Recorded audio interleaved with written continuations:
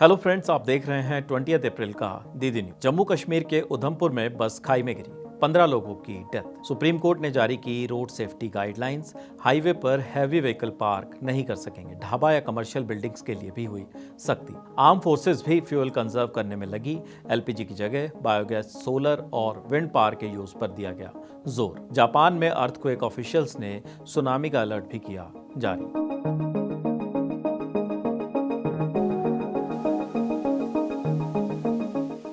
जम्मू कश्मीर के उधमपुर में आज एक बस खाई में गिर गई। According to news agency PTI, officials ने बताया कि इस एक्सीडेंट में मिनिमम 15 लोगों की डेथ हो गई और 20 are injured. Accident morning around 10 AM Kaghot गांव के पास हुआ था, जब एक बस मोड़ से गुजर रही थी। एक्सीडेंट के बाद सबसे पहले गांव के लोग यहां पहुंचे और रेस्क्यू शुरू किया गया। उन्होंने इंजर्ड लोगों को खाई से बाहर निकाला और हॉस्पिटल पहुंचने में उनकी हेल्प की। कुछ ही देर बाद पुलिस और रेस्क्यू टीम्स भी वहां पहुंच गई। जम्मू कश्मीर सीएम उमर अब्दुल्ला और लेफ्टिनेंट गवर्नर मनोज सिन्हा ने एक्सीडेंट को लेकर दुख जताया है।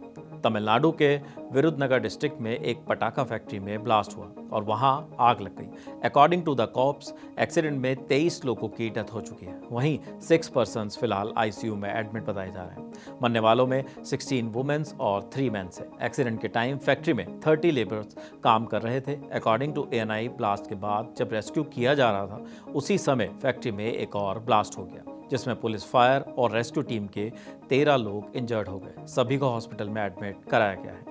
मीनवाइल FIR लिख ली गई है और इसकी इन्वेस्टिगेशन को सुपरवाइज करने के लिए एक सीनियर IAS ऑफिसर को अपॉइंट भी कर दिया गया है। एक्सीडेंट के बाद प्राइम मिनिस्टर नरेंद्र मोदी और तमिलनाडु के CM MK स्टालिन ने एक्स पर दुख जाहिर किया है। कानपुर में 45 ईयर्स के एक पिता शशि रंजन मिश्रा ने अपनी 11 साल की ट्विन बेटियों का मर्डर कर दिया। पिता ने उनका गला काट दिया और उसके बाद उनकी डेड बॉडीज के पास ही बैठा रहा। मर्डर की इन्फॉर्मेशन पिता ने खुद ही पुलिस को फोन करके दी। According to media reports, police जब घर गई तो बच्चियों की मां ने दरवाजा खोला, लेकिन उन्हें मर्डर के बारे में नहीं पता था। आरोपी को अरेस्ट कर लिया गया है। Farmer politician, poet and lecturer Kumar विश्वास ने यूपी की पॉलिटिक्स को लेकर कहा है कि इसे एक तरफा नहीं माना जा सकता। मैदान काफ़ी फंसा हुआ है। यूपी की पॉलिटिक्स काफ़ी ज़्यादा ट्रिकी है। कुमार विश्वास का स्पेशल इंटरव्यू, जिसमें पॉलिटिकल ओपिनियन से लेकर राम कथा तक सब पर विस्तार से जिंगाबाद ने बात की है। ये पूरा इंटरव्यू आप डिस्क्रिप्शन में दिए लिंक पर देख सकते हैं। सुप्रीम कोर्ट ने रोड सेफ्टी के लिए पूरी कंट्री के लिए नई गाइडलाइंस रिलीज की। गाइडलाइंस में एक्सप्रेसवे जैसी रोड्स पर हैवी व्हीकल्स की पार्किंग पर रोक भी इंक्लूडेड है। कोर्ट ने कहा कि एडमिनिस्ट्रेटिव स्लोनेस या फिर इंफ्रास्ट्रक्चर की कमियों की वजह से एक्सप्रेसवे डेंजर जोन नहीं बन सकते। जस्टिस JK माहेश्वरी और जस्टिस AS चांदोरकर की बेंच ने ministry of roads and transport, NHAI states और यूनियन टेरिटरीज की सेफ्टी के लिए ये इंस्ट्रक्शंस जारी की हैं। बेंच ने बताया कि नेशनल हाईवे इंडिया की टोटल रोड लेंथ का सिर्फ 2% है, लेकिन रोड एक्सीडेंट में होने वाले टोटल डेथ्स में इनका हिस्सा ऑलमोस्ट 30% है।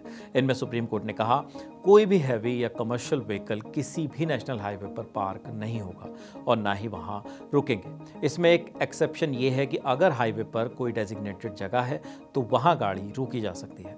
एडवांस ट्रैफिक मैनेजमेंट सिस्टम के जरिए इन गाइडलाइंस को लागू करने का काम किया जाएगा। इसमें स्टेट पुलिस को रियल टाइम अलर्ट भेजना, GPS टाइम स्टैम्प वाले फोटो प्रूफ और इंटीग्रेटेड चालान बनाना इंक्लूडेड है। किसी भी नेशनल हाईवे के राइट ऑफ वे के अंदर किसी भी नए ढाबे, खाने की जगह या कमर्शियल बिल्डिंग नहीं बनाई या चलाई जा सकेगी। जिन डिस्ट्रिक्ट से नेशनल हाईवे गुजरता है, वहां डिस्ट्रिक्ट मजिस्ट्रेट 15 डेज के अंदर एक सेफ्टी टास्क फोर्स बनाएंगे।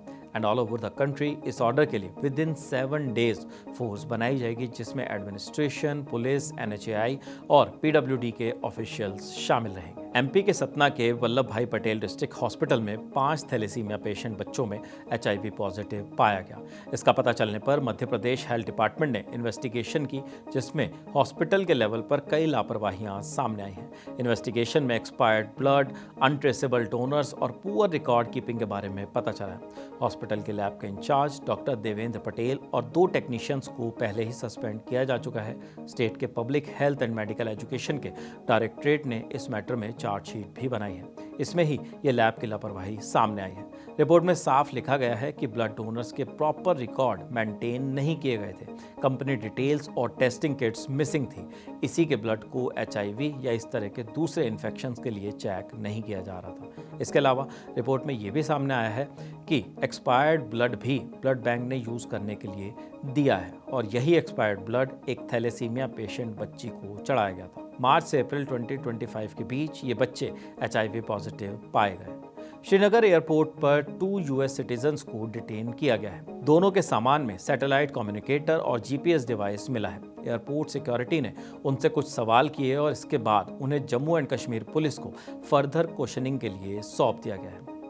Foreign secretary of India Vikram Misri ने इंडियन फ्लैग वाले 2 शिप्स पर हुई फायरिंग को लेकर चिंता जाहिर की है। उन्होंने बताया कि ईरान से बिना रोके मूवमेंट होने देने की बात को फॉलो करने के लिए कहा गया है। विक्रम मिस्री ने श्रीलंका के कोलंबो में मीडिया से बातचीत करते हुए कहा, इंडियन शिप्स पर हुए अटैक को लेकर हम बहुत चिंतित हैं। हमने ईरानियन ऑफिशियल्स से बात की है। हमने उनसे कहा है कि सेलर्स की सेफ्टी का ध्यान रखा जाए और इंटरनेशनल सी रूट्स पर बिना किसी रोक टोक के मूवमेंट होने देना चाहिए। ईरान के रिवॉल्यूशनरी गार्ड्स की ओर से इंडियन फ्लैग वाले 2 शिप्स पर सैटरडे को फायरिंग की गई थी। कांग्रेस लीडर राहुल गांधी ने आज कन्याकुमारी में इलेक्शन रैली की। इस दौरान उन्होंने कहा कि करप्शन की वजह से AIADMK लीडरशिप ने बीजेपी के सामने घुटने टेक दिए हैं। वहीं बीजेपी AIADMK के जरिए तमिलनाडु में घुसने की कोशिश कर रही है। राहुल गांधी ने आरोप लगाया कि कांग्रेस और अपोजिशन ने डिलिमिटेशन बिल को हरा दिया। उनकी पार्टी स्टेट्स के रिप्रेजेंटेशन को खत्म नहीं होने देगी। हर रोज सोशल मीडिया पर हमें AI generated fake videos, fake news मिलती हैं।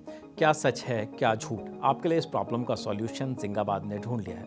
अब आप हर मंडे कॉटन 4K में जेंजी कूल अंदाज में फेक न्यूज की पड़ताल कर सकते हैं, बिल्कुल इस तरह से।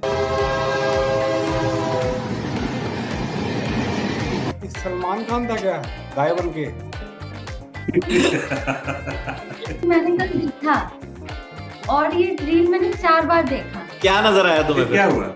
यानी कि सुपर हिट है। दीक्षा ने 4 बार देखी है। दूसरा, उस बैल को देखो, वो ट्रेन से टकरा गया फिर भी कुछ नहीं हुआ। भाई को पता चल गया कि बैल है। पहले मैं ये टेक्स्ट पढ़ना चाह रहा हूँ। सैलरी बढ़ाने के चक्कर में बहुत हुई हाथ आप आए पुलिस और वर्करों की। इसका मतलब नहीं समझ में आ रहा है। ये मजदूर का हाथ है। मजदूर का हाथ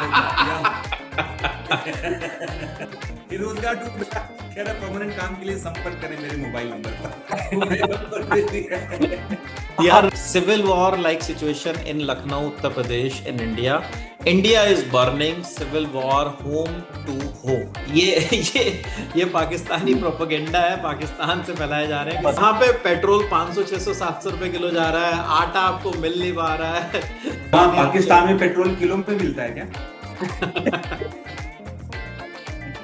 डोनाल्ड ट्रंप के संडे को दिए स्टेटमेंट के बाद क्रूड ऑयल का प्राइस आज फिर बढ़ गया है। ट्रंप ने कल कहा था कि अमेरिका ने ईरान के फ्लैग वाले एक कार्गो शिप को रोककर कब्जे में लिया है। इसी के बाद आज सुबह क्रूड ऑयल का प्राइस बढ़ गया है। ब्रेंट क्रूड फ्यूचर्स का प्राइस 4.74% बढ़कर $94.66 पर बैरल हो गया है। इससे पहले ईरान ने सैटरडे को कहा था कि वो हॉर्मुज स्ट्रेट को शिप्स के लिए बंद कर रहा है। जो भी शिप वहां आएगा उसे टारगेट किया जाएगा।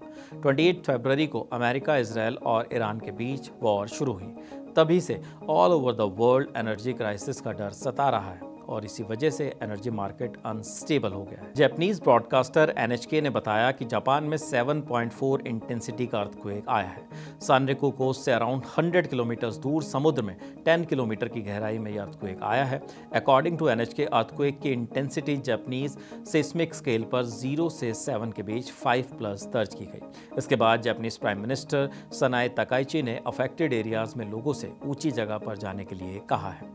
दिल्ली की जामिया मिल्लिया इस्लामिया यूनिवर्सिटी के वाइस चांसलर प्रोफेसर मजहर आसिफ ने बताया कि जामिया के 2025-26 एकेडमिक सेशन में मास्टर ऑफ डेंटल सर्जरी यानी MDS शुरू हो रहा है। Union minister of health and family welfare ने इसके लिए लेटर ऑफ इंटेंट रिलीज कर दिया है। ये permission dental council of India के रिकमेंडेशंस के बेसिस पर दी गई है। जामिया में मेडिकल कॉलेज और हॉस्पिटल बनाने पर भी काम लगातार किया जा रहा है। रिसेंटली युगांडा के किबाले नेशनल पार्क में एनगोकू चिंपांजी के बीच में सिविल वॉर चल रहा है। इसके रीजंस क्या हैं और क्या कनेक्शन है चिम्प्स और इंसानों में होने वाले सिविल वॉर में, देखिए ये वीडियो। युगांडा से अभी एक बड़ी खबर आ रही है कि नो सर, अभी भी नहीं। खबर एक्चुअली पुरानी हो गई है। रिमेंबर इट जिंदाबाद एंड नॉट बड़ी खबर, जरूरी खबर। Remember our tagline, our motto, viral नहीं वाइटल। Okay right. युगांडा से जरूरी खबर आ रही है कि दो गैंग्स के बीच में वॉर स्टार्ट हो चुकी है। वॉर नहीं sir, civil war. Sorry we are getting update कि युगांडा में दो गैंग्स के बीच में सिविल वॉर स्टार्ट हो चुकी है, जिसमें अराउंड 25 से ज्यादा लोग अपनी जान गंवा चुके। लोग नहीं, चिंपैंजीज के बीच में सिविल वॉर स्टार्ट हुआ है। Chimpanzees literally? Anyways, what we are getting now is Uganda के किबाले नेशनल पार्क में चिंपैंजीज का एनगोगो नाम का एक सुपर ग्रुप था, जिसमें करीब 200 चिंपैंजीज थे। बट आफ्टर स्प्लिटिंग उनके बीच में सिविल वॉर स्टार्ट हो चुका है, जिसमें अराउंड 25 से ज्यादा चिंपैंजीज की जान जा चुकी है और ये वॉर अभी भी खत्म नहीं हुआ है। बट ये वॉर स्टार्ट किस वजह से हुआ है? बीसीसीआई के चीफ सेलेक्टर अजीत अगरकर अब 2027 में होने वाले वर्ल्ड कप तक अपनी पोजीशन पर बने रहेंगे। उनका टेन्योर 1 साल के लिए बढ़ा दिया गया है। अकॉर्डिंग टू ANI, बीसीसीआई के सीनियर ऑफिशियल ने कहा कि अगरकर को नया टेन्योर दिया गया है। बोर्ड ने 2023 में 2 साल के लिए अगरकर को चीफ सेलेक्टर बनाया था। 2025 में उन्हें पहले ही 1 साल का एक्सटेंशन मिल चुका था। अब उनका टेन्योर 2027 तक के लिए रिन्यू किया जा रहा है। इस तरह अगरकर कुल 4 साल चीफ सेलेक्टर बने रहेंगे। आपको ये खबर हमने बीते दिन भी बताई थी, लेकिन तब सोर्सेस के हवाले से थी, लेकिन अब कई ऑफिशियल्स भी इस बारे में बात कर रहे हैं। डिजिटल अरेस्ट की प्रॉब्लम को टैकल करने के लिए CBI ने AI बेस्ड चैटबॉट लॉन्च किया है। यहाँ लोग CBI से मिलने वाला नोटिस असली है या नकली ये पता लगा सकते हैं। लोगों को बस यहाँ अपना नोटिस अपलोड करना है। पिछले कुछ टाइम में डिजिटल अरेस्ट के ऐसे कई केसेस सामने आए हैं जिनमें फ्रॉड्स CBI ऑफिसर्स बनकर लोगों को डराते हैं। इसके लिए वो उन्हें असली दिखने वाला एक नोटिस भी भेजते हैं। नोटिस की वजह से लोग उनके झांसे में आ जाते हैं और डिजिटल अरेस्ट के जाल में फंस जाते हैं। आज का बुक रिकमेंडेशन है साइमन डे बेवर की लिखी द वुमन डिस्ट्रॉयड। ये बुक 3 स्टोरीज के जरिए एक वुमेन के इमोशनली टूटने, लोनलीनेस और आइडेंटिटी क्राइसिस को बेहद गहराई से दिखाती है। रिलेशनशिप्स में इनसिक्योरिटी, बिट्रेयल और सेल्फ डाउट कैसे धीरे धीरे एक स्ट्रॉन्ग दिखने वाले वुमेन को अंदर से तोड़ देते हैं, ये इसका कोर है। बेवर यहाँ फेमिनिज्म को लाउड तरीके से नहीं, बल्कि एवरीडे लाइफ की छोटी छोटी सिचुएशंस के जरिए एक्सप्लोर करती नजर आती है। ये बुक आपको अनकंफर्टेबल ज़रूर कर सकती है, क्योंकि इसमें इमोशंस बहुत रॉ और रियल हैं। ये सिखाती है कि अपनी आइडेंटिटी सिर्फ रिलेशनशिप्स पर टिकना कितना हार्मफुल हो सकता है। अगर आप ह्यूमन इमोशंस, रिलेशनशिप्स और इनर कॉन्फ्लिक्ट को समझना चाहते हैं तो द वुमन डिस्ट्रॉयड ज़रूर पढ़ी जा सकती है। आज के न्यूज़ बुलेटिन में फिलहाल इतना ही। देखते रहिए जिंदाबाद। Bye bye.